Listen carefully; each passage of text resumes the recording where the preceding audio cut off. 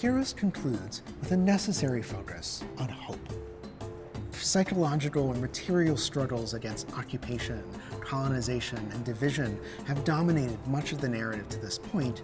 The artists and heroes here who have blazed or are blazing a path forward, facing the future once more on their own terms, govern this concluding section. The path to regaining independence begins with organizers, with the insight to see and articulate a current moment's challenges, its connections to the past, and potential paths to a new and different future. Before he was globally celebrated for his works in found metal, El-Inatsui first pursued sculptural forms in ceramics and found wood.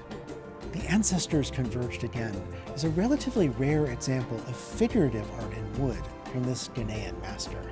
Using the expressive forms of the wood he gathered, Inatsui here transforms scraps of wood into embodiments of once distant, now present, spiritual and historical figures. His ancestors may be seen in heroes to be thinking about their roles as vanguards for future collective action. Eyes wide, taking in the current troubled moment in which they've been called together, these ancestors, like Ghana's own celebrated Big Six independence leaders, confer and plan their response.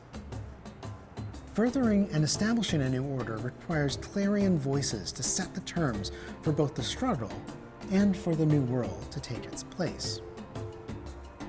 Such voices sometimes eventually reveal that the talents for advancing visions of a future are not always matched by capacities to govern an unruly present. Nevertheless, the best of these heroes hold fast to two core principles. They are unmatched in their capacity for inspiring audiences, challenging them, like Tamamboya, to build new worlds, first by educating and advancing themselves.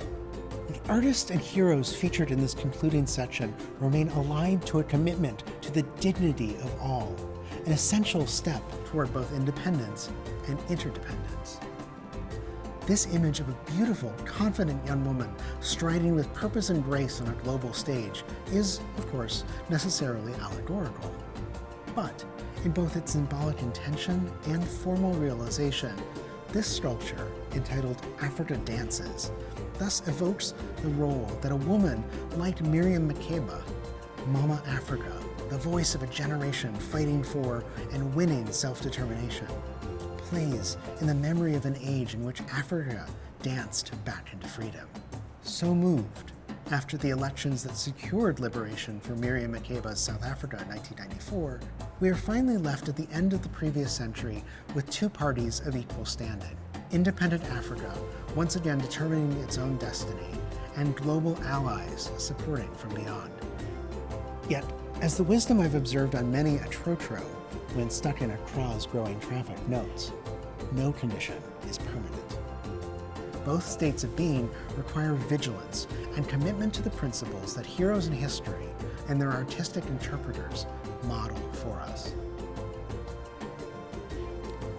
Bob Marley's call, which closes Heroes playlist, to get up, stand up for your rights, is necessarily constant.